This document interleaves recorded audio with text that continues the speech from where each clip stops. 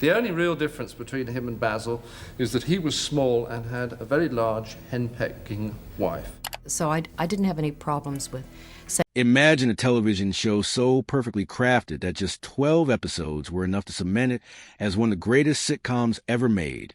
Now imagine that same show, beloved, celebrated, quoted by millions, becoming the center of firestorms so intense that broadcasters around the world quietly began pulling it from their schedules.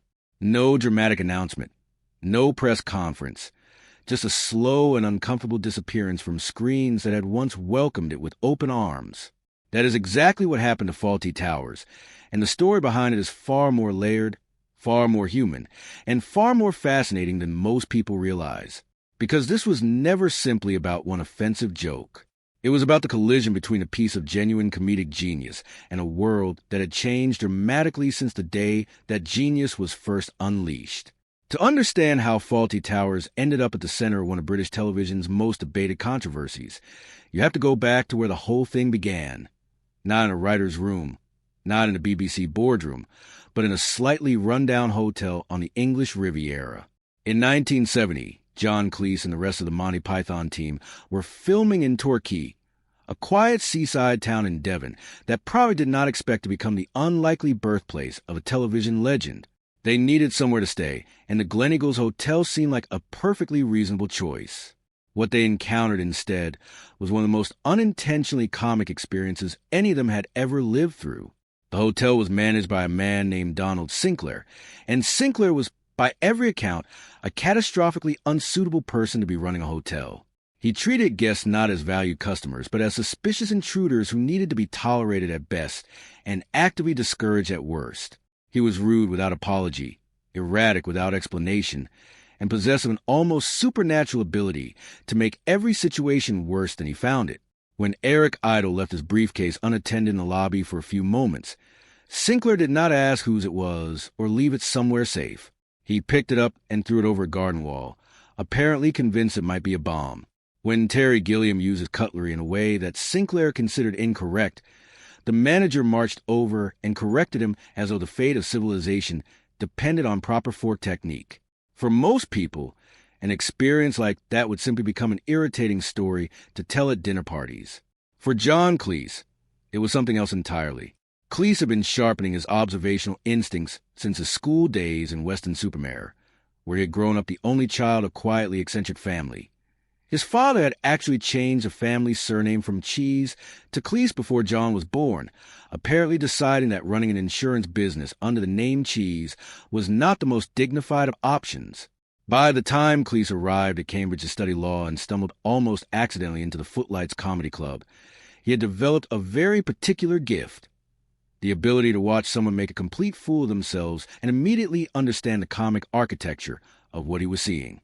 Donald Sinclair was not just a rude hotel manager. He was a character.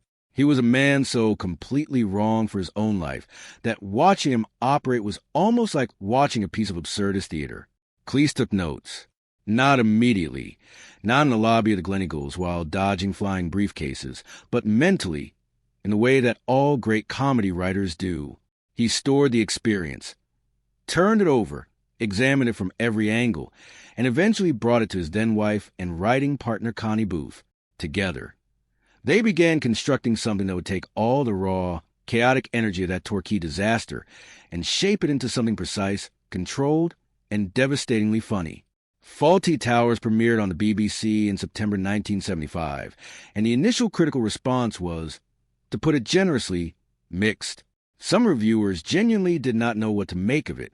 The pacing was relentless. The comedy was loud and physical and uncomfortable in ways that felt deliberate rather than accidental. And at the center of it all was Basil Fawlty, a man so spectacularly ill-suited to hospitality that every episode felt like watching a slow-motion disaster unfold. Cleese played him with a kind of furious commitment that was almost frightening. Basil was not simply rude or incompetent.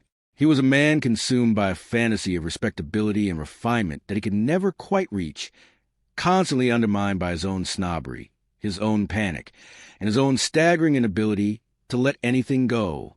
Alongside him, Prunella Scales brought Sybil Fawlty to life with a razor-sharp precision that turned every single syllable of the character's famous nasal voice into a comedic weapon. Connie Booth herself played Polly, the quietly competent maid who spent most of her time trying to prevent Basil from destroying everything around him. And then there was Andrew Sachs as Manuel, the eager, warm-hearted, profoundly confused Spanish waiter whose every attempt to help somehow made everything dramatically worse. The four of them together created a comedic ecosystem that felt both completely absurd and painfully, recognizably human. The audience understood it, even when the critics did not. Viewers locked into the show's rhythm quickly, and Fawlty Towers built a devoted following that grew steadily with every rerun. The BBC, which had initially been uncertain enough about the show's future to leave its renewal in doubt after the first 6 episodes, eventually commissioned a second series, which aired in 1979. In total, 12 episodes were produced across 2 series. Just 12. And yet those 12 episodes were so densely packed with invention, so meticulously written and performed, that they managed to establish a legacy that most television shows could not achieve in 100. Behind the scenes, the picture was more complicated than the polished performances suggested. By the time the second series went into production, Cleese and Booth had separated. Their marriage had ended quietly, without the kind of tabloid drama that might have been expected given their public profiles, but it had ended nonetheless. They continued to work together because they were professionals and because they both understood that what they were making mattered, but the personal weight of that situation was real. Andrew Sachs, meanwhile, was absorbing a rather more literal kind of punishment. In one scene, a prop frying pan was replaced with a real one before anyone noticed, and Sachs took a genuine hit that left him bruised. He suffered minor burns during another sequence. He never complained about any of it, showing up every day with the same cheerful dedication that had made Manuel one of the most beloved characters in British television history. All of this context matters because it speaks to something important about what Fawlty Towers actually was. It was not a casual production knocked together for easy laughs. It was a piece of work that demanded enormous effort, genuine sacrifice, and a level of craft that was almost invisible precisely because it was so well executed, which makes what happened to one particular episode all the more complicated to discuss. The episode is called The Germans, and it first aired in October 1975 as part of the show's first series. In terms of pure comedic construction, it is widely considered one of the finest episodes of the entire run. It begins with Basil recovering from a concussion, which immediately establishes that whatever happens next is going to be viewed through the distorting lens of a man who is not operating at full capacity. And Basil was never particularly reliable even at full capacity. A group of German tourists arrives at the hotel, and Basil, fully aware of his own tendency to say exactly the wrong thing, issues himself a very firm internal instruction: do not mention the war. What follows is a masterclass in the comedy of inevitability. Because the moment Basil tells himself not to mention something, the audience knows with absolute certainty that he is going to mention it, and mention it repeatedly in an increasingly spectacular fashion. The war references begin to slip out almost involuntarily, building in frequency and absurdity until Basil has effectively abandoned any pretense of self-control and launched into a full physical imitation of Adolf Hitler, complete with a goose-step march through the hotel lobby. For a significant portion of the audience watching in 1975, this was simply very funny. They understood, intuitively and immediately, that the joke was not about the Germans. The joke was about Basil. It was about British awkwardness around the legacy of the Second World War, about the particularly English habit of being unable to leave certain subjects alone precisely because of the effort being made to avoid them, and above all about the specific comic tragedy of a man who knows he is about to make a terrible mistake and makes it anyway, at full speed and maximum volume. The Germans in the episode are not depicted negatively. They are patient, polite, and entirely reasonable. They are the straight men in a scene where Basil is the punchline, but not everyone saw it that way. Letters arrived at the BBC in considerable numbers. The complaints range from measured criticism to genuine outrage, with some viewers arguing that the episode made light of historical suffering in a way that was simply not acceptable regardless of the satirical intent behind it. BBC executives found themselves in uncomfortable territory, conducting what by all accounts was a lengthy and heated internal debate about what to do with the episode. They did not pull it permanently, but the fact that the conversation happened at all suggested that the organization understood it had broadcast something that had genuinely disturbed people. Across Europe, responses vary considerably. Some German viewers engaged with the episode on exactly the terms it was intended, recognizing that British attitudes toward the war were the real target and finding Basil's frantic meltdown as ridiculous as British audiences did. Others, particularly those with direct family connections to the war, did not find the material funny and said so clearly. This division was entirely understandable. Comedy that deals with historical trauma is always going to land differently depending on what relationship the viewer has with that history. What reads as clever satire from one position can feel like casual dismissal from another. For decades, the Germans existed in a kind of complicated middle ground, celebrated as brilliant television by people who understood its intent, criticized as irresponsible by those who felt its execution cross a line. Then the streaming era arrived, and everything became significantly more contentious. When platforms began making classic television available to global audiences, they also began applying contemporary editorial standards to material that had been made in a completely different cultural context. Several streaming services removed the Germans entirely.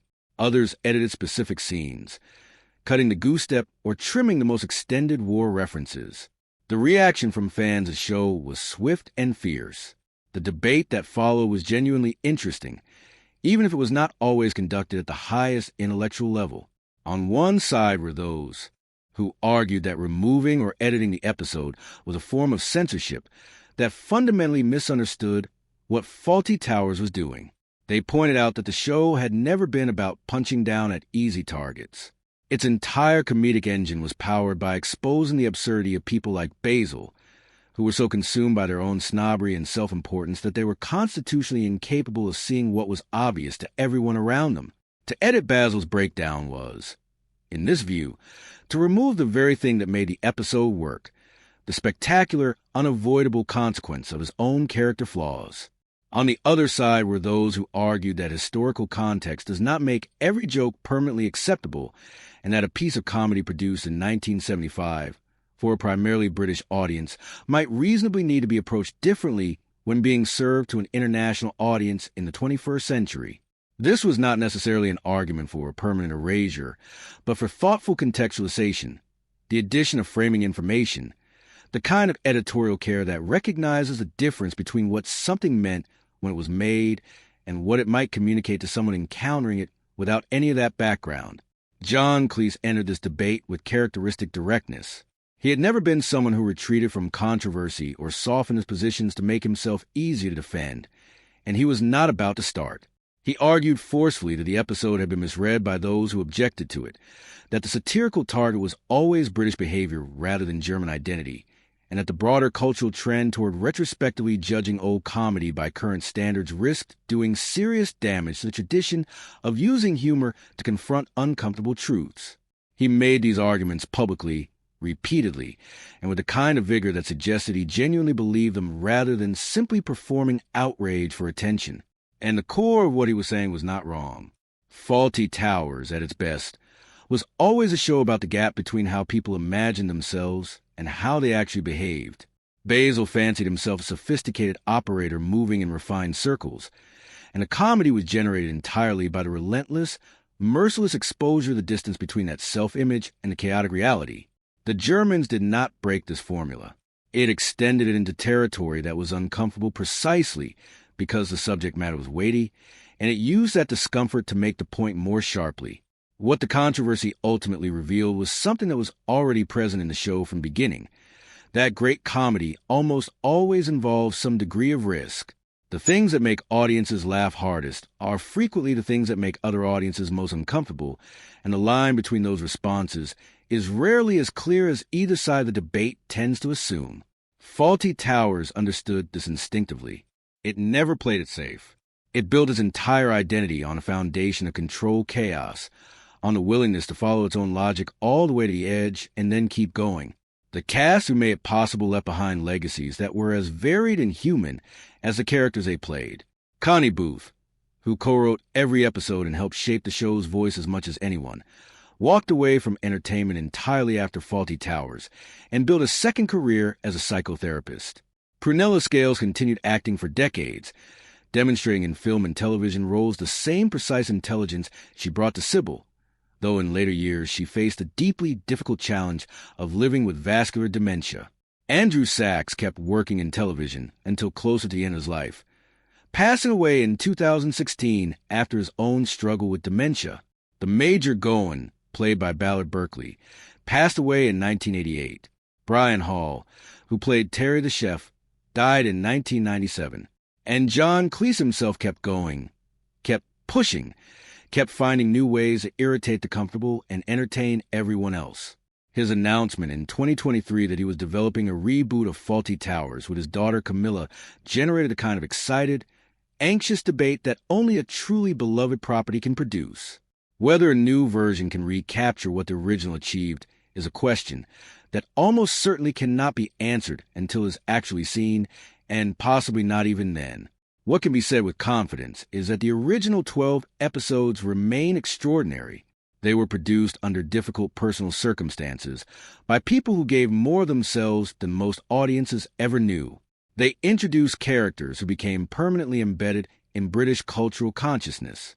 And they included one episode, controversial, debated, periodically removed, passionately defended, that proved beyond any doubt that the best comedy is never entirely safe, and that sometimes the funniest moments are also the ones that make us most uncomfortable about what they're really saying.